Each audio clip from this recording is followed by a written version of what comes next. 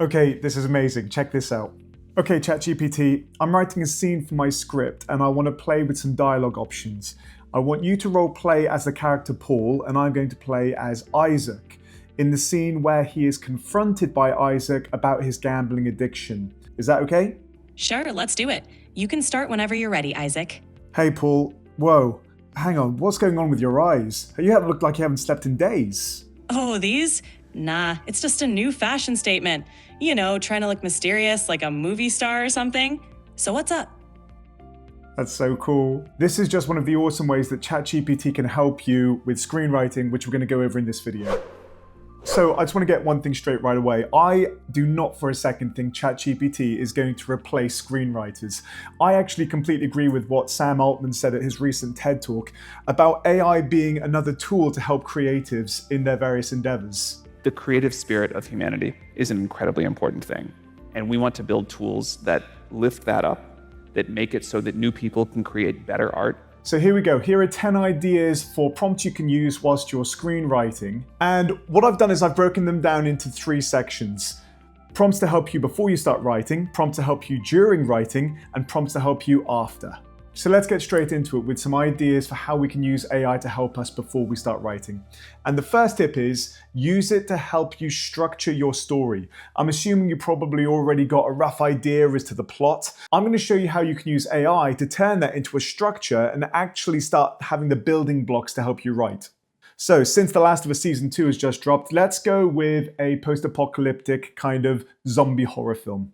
I've got an idea for a film that I'm about to start writing. I know the main plot points, but I'd like to see how it might fit into a tried and tested structure. Please, can you put the following idea into a 3-act structure? Save the Cat and Dan Harmon's Story Circle. The story takes place in 1940s London. The war has come to a sudden close after the Nazis have released a chemical weapon on England which makes people ravenously hungry for human flesh. We follow the story of a small group of survivors in a network of bomb raid shelters. One of the survivors is a chemistry graduate who believes they can find a cure if they can make their way to the medical institute, which is overrun by the infected meat eaters. You get the idea. Realistically, if I was doing this, I would give it way more detail. I talked about who my main characters are, my likely villains. But notice what I've done here is I've said what I'd like to do is give you this rough idea and I want it in a specific structure. Let's see what it comes up with. Okay, that's really, really cool. So straight away, it's given me those 3 structures. Now I would point out, I've just picked those 3 because they're probably the most well-known in Western cinema. But you could ask it to apply any structure. You can even ask it to turn it into a non-linear structure like Tarantino might use. But let's see what it's done for the 3-act structure. So we've got Act 1, the setup. Opening image, a sepia-toned view of 1940s London, eerie, quiet and ruined. Act 2, confrontation.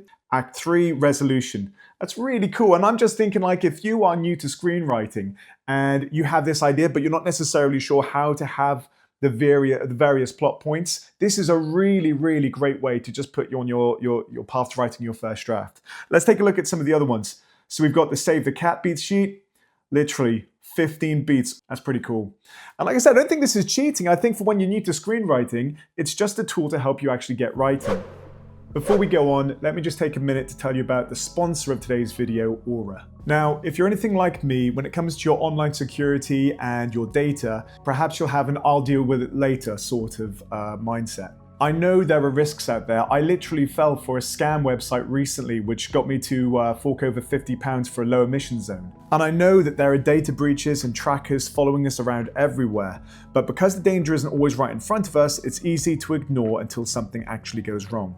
Aura is an amazing service which gives you back ownership of your data and where it actually is stored. It scans the web for any signs that your personal information has been leaked or sold. Aura doesn't just show you where your data might be online where you don't want it to be, it also takes action. Aura can automatically send out opt-out email requests to websites which are misusing your data, and it helps to remove your information from those places where you might never have agreed to have them there in the first place. You can go to my link at aura.com/The Media Insider to try 14 days for free. More than enough time for Aura to find out if any of your personal information has been exposed. So the next way I think AI is a really great tool to help writers before they start writing is to help you out by writing a character backstory. Now, I'm a big believer that before you start writing, the more intimately you know your characters, the better. The more you understand their motivations or how they behave or how they change over the course of a story. So how might this look as a prompt? The young chemistry graduate I mentioned is called Hank Wallace. I imagine him to be an orphan, very reserved, and although not formally stated, clear traits of neurodivergence such as autism. Please can you suggest a backstory for this character which explains his fascination with chemistry and offers us a clear motivation for helping the survivors. Right, let's find out a bit more about Hank Wallace. Wow, this is in depth. Let me give the highlights. Hank grew up in London orphanage after losing his parents to a house fire when he was just 5 years old, caused by a faulty gas heater. The trauma of the event, coupled with his difficulty processing emotions in conventional ways, made him an intensely quiet and withdrawn child. While other children bonded over games or shared stories, Hank found solace in pattern structures and predictable systems. I already love this guy. It goes on, but straight away, I feel a lot more confident writing with Hank's voice. And actually, let's put in a bonus one. If you want to be a bit more specific, we could go on to ask, can you give me 5 specific traits that I can use in his communication style, so I get a clear sense of his unique voice. Oh, there's some good ideas. Precise literal language, minimal small talk, rhythmic pauses before speaking, hyper-focused tangents, avoids eye contact, prefers objects. This is really cool. And like I said, I'm feeling quite confident writing about this character. I also want to do any people in the audience with neurodivergence, I want to do them justice in representing someone. So it shows it's a really, really great tool for research before you start writing. Okay, and my final tip for how you can use AI as a tool to help you before writing is to use it to help visualize settings. Now, I think it would just be wrong of me to not include the visualizing brilliance of ChatGPT in this video. So here's a great idea as to how you can use it for visual stimulus. Okay, so I've said, I'm nearly ready to start writing, but I'd like some visual stimulus to have open whilst I write actions and descriptions. Please can you produce a mood board featuring about 20 pictures as a collage featuring battle-worn survivors, bomb shelter settings, and the infected meat-eaters in a rural English 1940s post-apocalyptic setting. Let's see how it does. That's really cool. I love some of the features there, like the gas masks and the use of lanterns, because we can assume electricity is down. So this is straight away giving me ideas as I start writing the description for the settings and the actions. Just having something like this open can really, really help. Right, let's get to the exciting part. By this point, you're probably eager to start writing.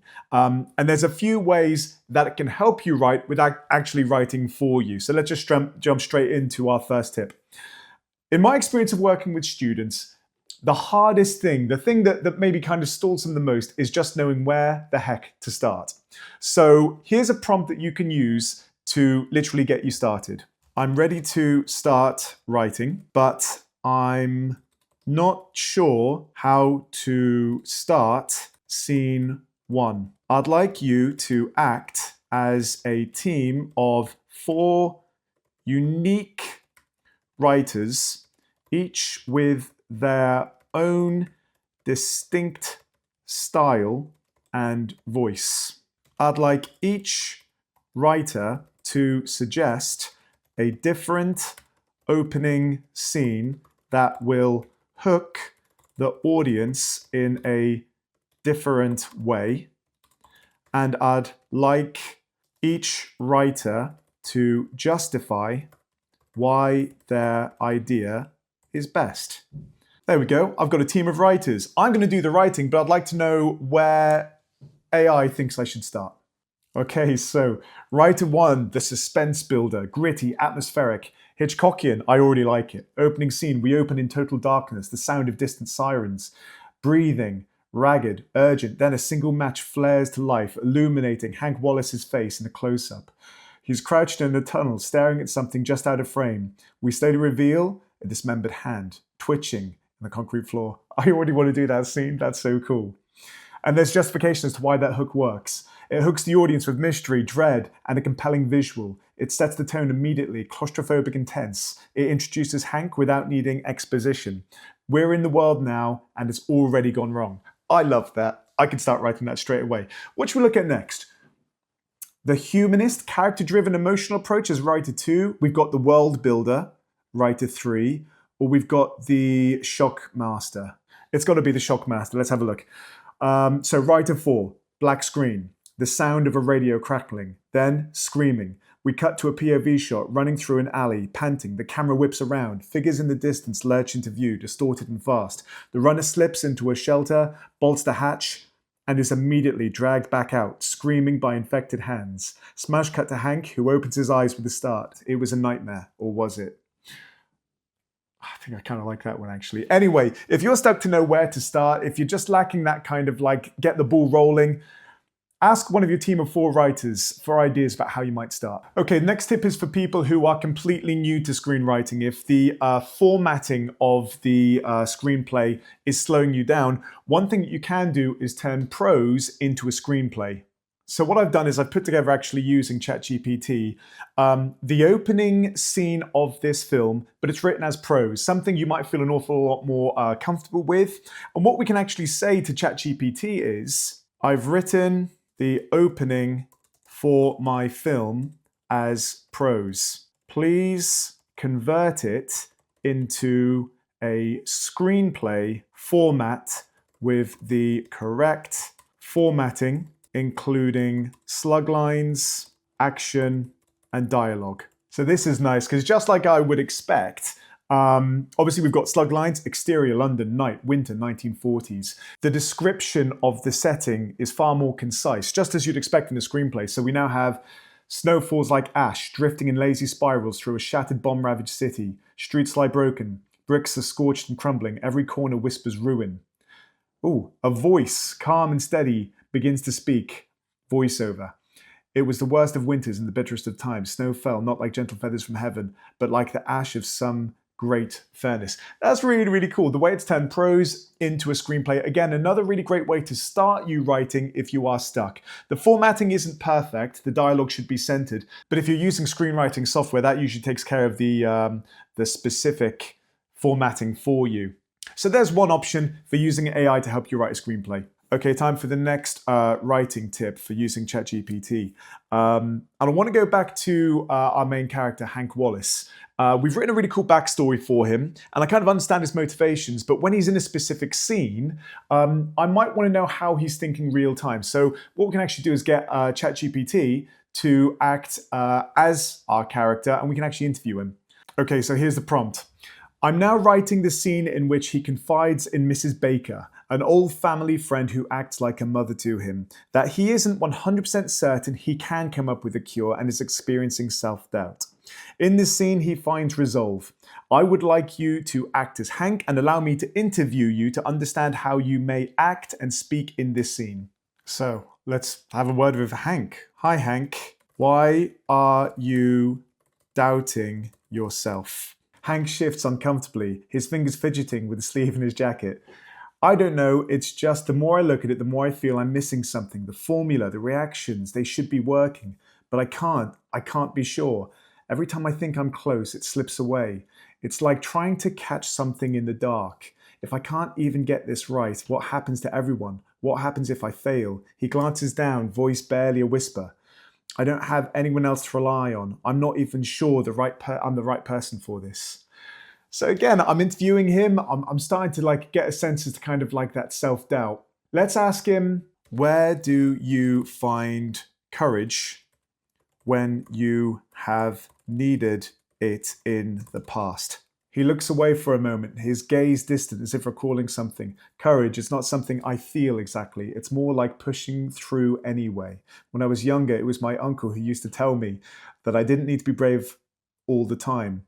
Just take the next step, even if it's small, even if it's shaky. I like that. So maybe we could factor in the idea of the uncle as a character we have in flashbacks or someone he refers to. That's quite cool.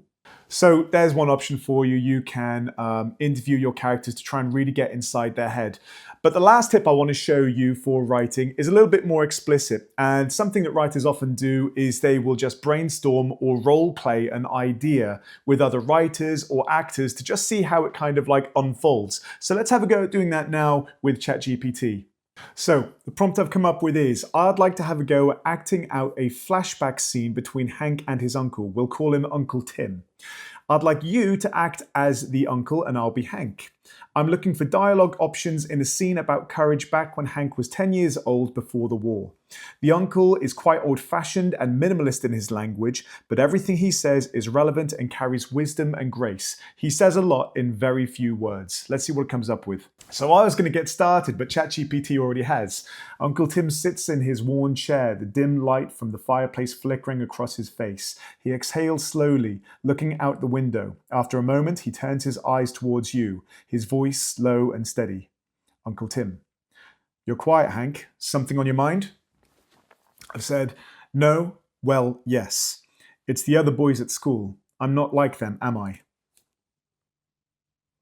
Uncle Tim leans forward slightly, his hands resting on his knees. His eyes soften, but he doesn't rush to answer. He lets the silence linger, then speaks slowly, each word deliberate.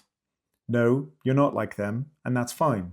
He glances down at the floor for a moment, as if considering his next words carefully. They'll always try and make you fit, but you don't have to. You've got your own way. It'll make more sense later, but it's yours. He looks back up, his gaze steady, like a rock in a river. Courage isn't fitting in. It's knowing when to stand firm, even if you're standing alone. Oh, it's so good. I mean, there's bits there that I would probably use in the screenplay. And what's interesting is, as a writer, I suppose, I'm reading it, getting a sense for Uncle Tim's voice, but I'm also getting a sense for Hank's voice. So I think one of the great things of doing this role play is to really act and put yourself in those shoes of the characters you're writing. It's one thing to just put it on a page, but it's another one to personify them. So I think that's one of the best things you can do with AI whilst you're writing. Okay, time for the final section for this, which is all about ways you can use AI to help you after you've actually written your screenplay, when you're in the kind of like the review section. So let's assume I've finished off this screenplay. One of the first things we can do is get ChatGPT to be a brutal critic. Okay, here's the prompt. I'd like you to act as a film critic who has an extensive understanding of world cinema and has seen every story and trick on film before. What are some of the most obvious cliches I've used which may draw criticisms once the film is released? Okay, turns out my idea wasn't as good as I thought it was. The lone genius hero, Hank's character. The archetype of a lone neurodivergent or emotionally reserved character carrying the weight of the world on their shoulders is certainly compelling, but it's also a bit of a well-worn trope. Yeah, I'd agree with that one. The mentor figure, Mrs. Baker. Critics may find her role too simplistic or one-dimensional, especially if she's not given enough backstory. Now, this is actually my whole point of doing this. Actually, that is true. Mrs. Baker's character is there purely as a kind of like, I'll pick you up when you hit rock bottom. Perhaps I need to go back to my draft and think about giving her more of a substantial role. The overrun medical institute as the last hope. Some might argue that this setting, while effective, has been overused and lacks freshness unless you subvert it in some way. Now, this is interesting. Let's see if ChatGPT can help. I agree with point 4. Can you give me 3 alternatives to the medical center which subvert from convention? So it's come up with the abandoned theater. Yeah, but why would you go there to find a cure? Instead of a medical facility, Hank and the survivors could seek refuge in an abandoned pre-war theater that was converted into a research hub by a group of rogue scientists. Yeah, I quite like that one, fair one. The overgrown university. Okay, so there's a few options there, but once you think you have finished, throw it at a critic, courtesy of ChatGPT, and ask it where the cliches are. And if you agree with it, then you can ask for some solutions to your problems. Right, let's get on to the next after writing prompt. Another approach to screenwriting that I really like is to try and work out what the audience is predicting and do the opposite. So very similar to the last one that we just said about.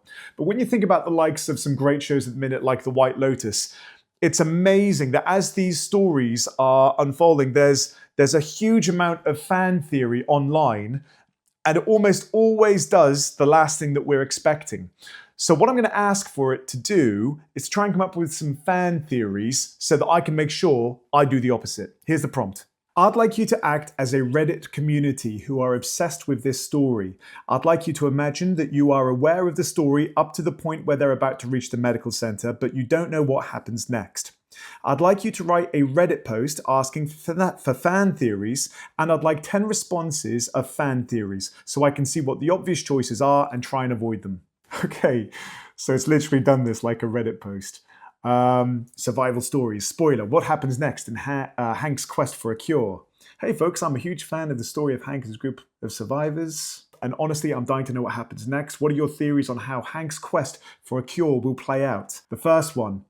I think the medical center is going to be abandoned. The survivors are going to find it empty, maybe even overrun with the infected, and the equipment will be broken or useless. The real twist is that Hank already has the cure.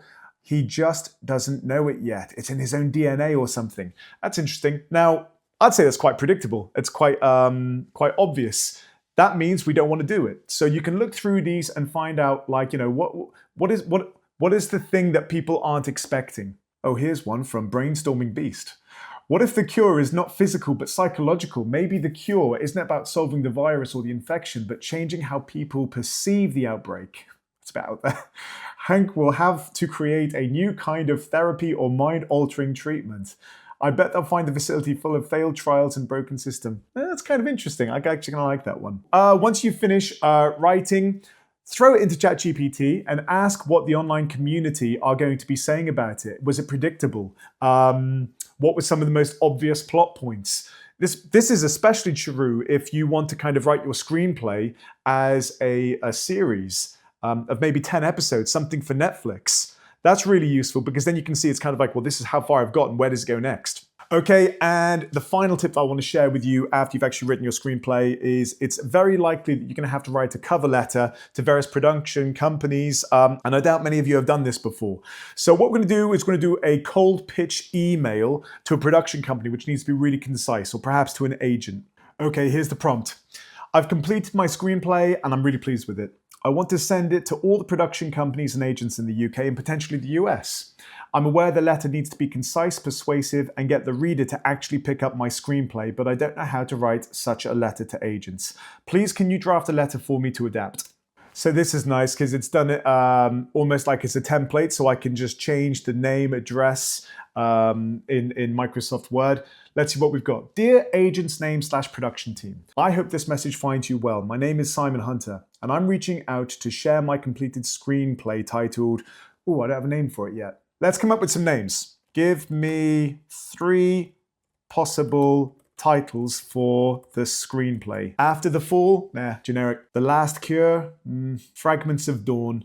Let's go with Fragments of Dawn. My name is Simon Hunter, and I'm reaching out to you to share my completed screenplay titled Fragments of Dawn. I believe it could be an excellent fit for your agency, and I would love to give you the opportunity to review it. Fragments of Dawn is a post-apocalyptic film set in London, following the journey of, briefly describe the protagonist and the conflict in 1 or 2 sentences. So this is great. It is actually giving me an awful lot of autonomy over it, so I'll talk about Hank there. I'm sure I could go back and ask it to fill in those gaps based on everything I've said about it so far.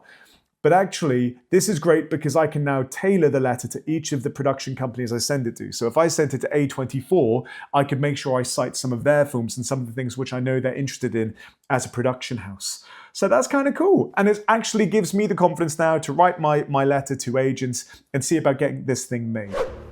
So guys, I hope you've really enjoyed that. If you've made it this far, I've got a bit of a favor to ask. If you could go ahead and press the like button, it will help this video's visibility. Likewise, if you could post something below, such as your prompts that you're using, ways that you use ChatGPT in filmmaking, that would really help get some spotlight and help the channel grow. And finally, if you want to see more stuff like this, go ahead and subscribe. 3 things that I'd really appreciate if you could spend the time to do that one.